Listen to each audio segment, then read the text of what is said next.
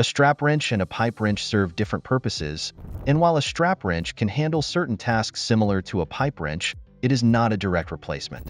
A strap wrench uses a flexible strap, usually made of rubber or fabric, to grip and turn pipes without damaging the surface. It's ideal for working with delicate pipes, such as plastic or chrome, where the risk of scratching or deforming the material is high.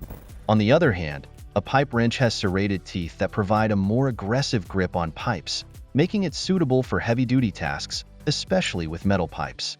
Its design allows for more torque and is specifically made for tightening or loosening stubborn or rusted pipes. While a strap wrench is an excellent tool for situations where a pipe wrench might cause damage or in tight spaces, it lacks the gripping power and precision that a pipe wrench offers for tougher jobs. For light-duty tasks involving delicate materials, a strap wrench can be a great alternative, but for more demanding plumbing work, a pipe wrench remains the go-to tool for professionals.